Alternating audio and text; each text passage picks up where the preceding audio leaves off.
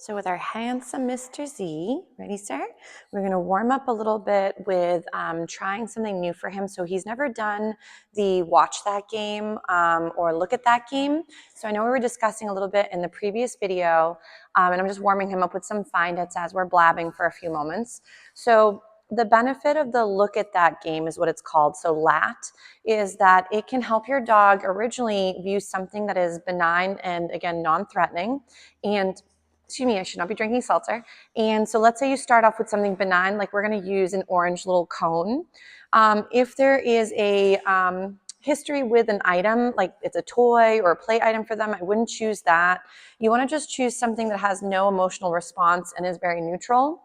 The reason you want to start off your LAT game, so the look at that game or the watch that game, is that if you started off with, like, let's say he was scared of tractors, for example, and you instantly started with asking him to watch the tractor, that could be too overwhelming or too exciting or create those big emotions that we're getting. So when it comes to our handsome guy, we want to first start off with something that is benign. So you can get him in the habit of thinking that looking to something has value and then eventually put it on a cue. So with the look at that, or again, I normally say watch that because I've done look as in give me eyeballs, is I'm just going to do the beginning stages of it, which involve, nice job, sir, good decision. So I just have it start off where the thing is behind my back. When the pup or the dog ends up looking at the item as I poke it out from behind its hiding area, I go ahead and I feed him for when he actually looks at the item. So he would then, let's say, glance at the item and I go, yes, and I feed him for that. So we want our handsome guy to start off with things that are benign. So if, let's say, looking at a novel dog on your walk is really hard for him, I wouldn't start there. So we want to start off with things that are nonchalant. So maybe his sibling, maybe, for example, one of you guys in the household, maybe one of your kids. So maybe you could say, look at that. They watch one of those folk. And then from there, yes, and we feed them for that. The other option too is if you're not able to, let's say, for example, go right into the look at that or watch that game, you could also sometimes watch things. So like I mentioned in the previous video, going to an open area, picking an area where you're off to the side, you can watch the world go by. You could then capture moments where he's softly looking at something or showing interest, but then can either bounce back with another behavior like a find it or a check-in or a front. But then if, let's say, he couldn't and it was getting too stimulus, create more distance is very helpful. But then let's say he's getting really cozy watching things pass by, you could, before a dog comes into eye gaze for him or within an area where you could see it, you could go watch that, and then he goes and looks at it, yes, and we feed for that.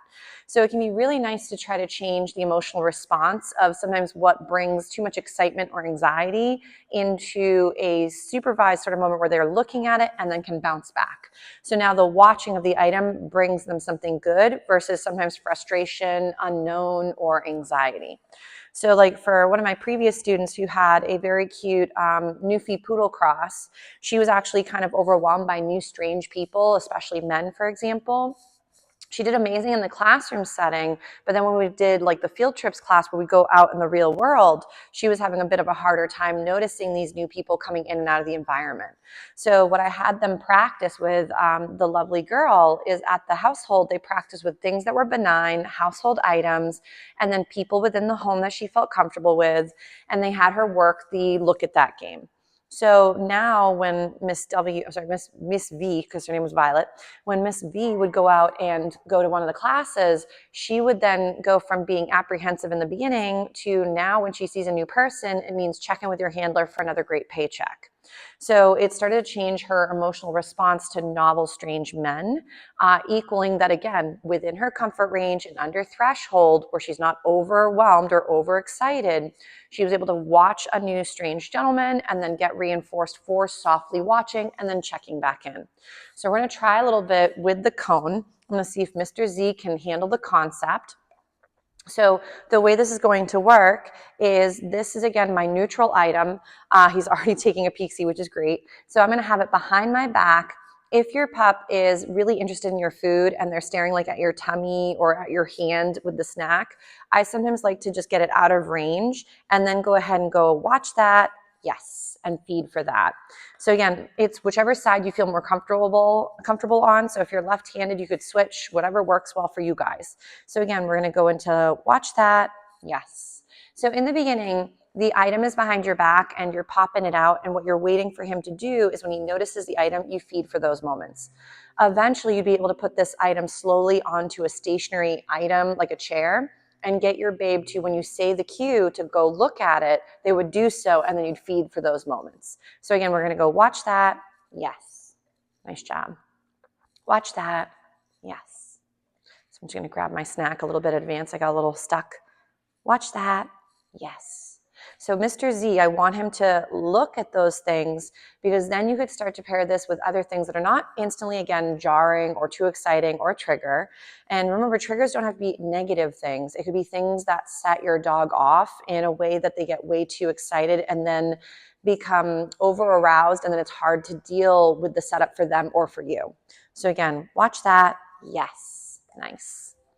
So again, the benefit of this game is you could start to get him to, again, look to things he normally had an emotional response to that you weren't really a huge fan of or that he was struggling with. So again, watch that. Yes. So in the beginning, I keep it really easy. I don't want to make it too hard, and I don't want to do so many reps he wants to give up. So watch that. Yes. Very nice. So I'll give him a little breather from the watching of the item. This could, again, be look at that, which is what they call it as the pattern game. But as I mentioned earlier, I like the watch that because I use look for eyeballs on me. So I want to see if I can also work a little bit with the up-down game with him. I know there's a few videos. I'm just going to get him up and wiggling because he's a little bit whiny. He's like, what are we doing next? So I want him to just kind of get up and wiggle so he doesn't feel like he has to be stationary for right now. So another couple of pattern games that I really love for, again, sensitive dogs, eager beavers, dogs that are sometimes just struggling with feelings that they're having a hard time coping or simmering down from at times. So we definitely want to work a lot of the skill set before we need it, just like our basics, because if your babe doesn't know how to rock loose leash walking in the yard, how are they going to work loose leash walking when things get hard or stimulating, overwhelming, or really exciting in a brand new environment or an environment that's maybe more novel than the home front? So for the up-down game, this is going to be different than, for example, just simple find-its. Find-its, again, you just kind of toss snacks to redirect or to distract, or at times, as they come into your space, you could mark that and then send them away again to start the game all over. So with the up-down game, I like to have the food in my hand. I might put it behind my back. Yes. When Mr. Z looks at me, I'm going to feed him for that. So I want the eyes to hit my face, yes. And if he wants to do this laying down or sitting, whatever works for him. So the main goal, yes. And there are some awesome mat exercises too for the control unleash pattern games. Yes. So you guys may find mat work, so going to a target and working relaxation, to be very helpful for him. Yes.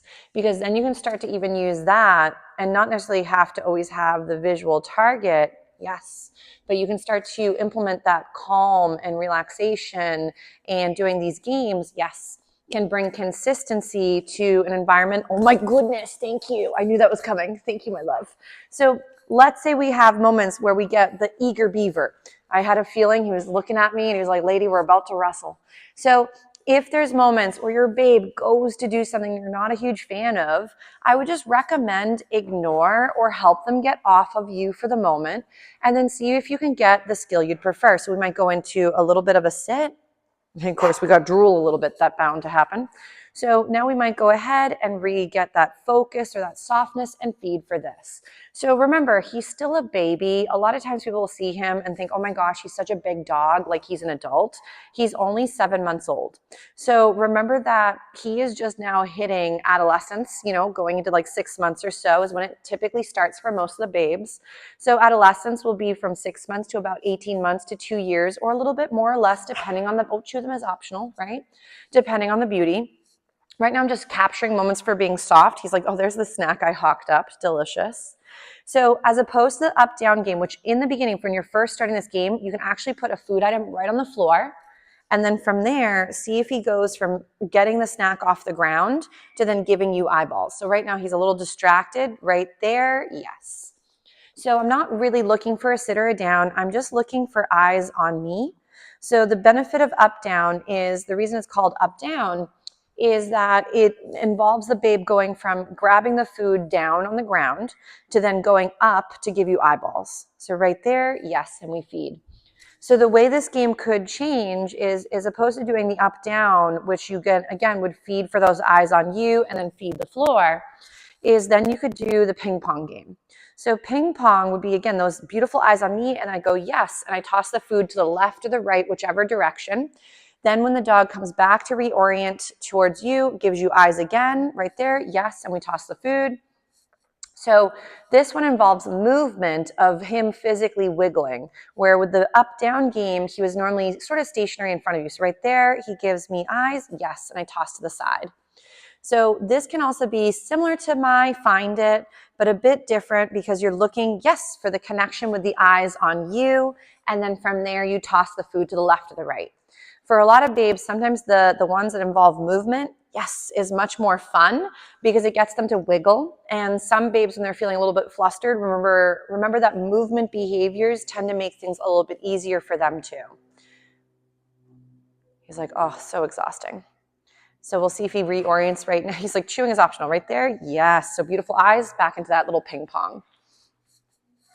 He's doing a really nice job. So, but remember that if, let's say, he is, again, giving you a hard time, and I'm just doing regular Find Its with nothing really too fancy, just moving around. So if he's, again, giving you a hard time, he's having a hard time. So if you're finding there's certain things that are really out of your grasp for now, I wouldn't keep doing it if he's failing. So even though I know we want to go out for our walk and we want to go from point A to point B and kind of get our dogs tired, remember that whatever they're rehearsing throughout it or in the middle of that walk will also be reinforcing to them, even if it's not the greatest idea, or, oh, you're going to do it down instead? That's fine. So ready, down. So if, let's say, for example, going for the loose leash walking practice in and around your neighborhood is mostly not loose leash walking and is at times for him, every time he sees something novel is all overwhelming, we may by accident through that practice get really good at every time we see another dog just get frustrated. So I know with one of my boys, I took a breather when he was going through some hiccups through his adolescence, where I did not go for certain walks because it was too overwhelming and he would not do well. Mr. Z says he's done for the day. So if you're, again, having struggles and it's more struggles than good, is it really the best setup for him to keep progressing in the direction you want? So always just think to yourself, my puppy will grow into behavior and skills, not out of them typically. So whatever he is getting good at, it might even be the stuff we don't love. So just be cautionary as to where the behavior or the skill set is going. But Mr. Z did a very good job. So he's going to take a little breather, and then we're going to work with the next little beauty. But he did a very nice job for his day back at Doggy Day School. And then I'm excited that he'll be here for the next 3 more sessions, which is great. But he did splendid again for his first day back. So nice job, Zeus. Great shake off. Ready? Find It.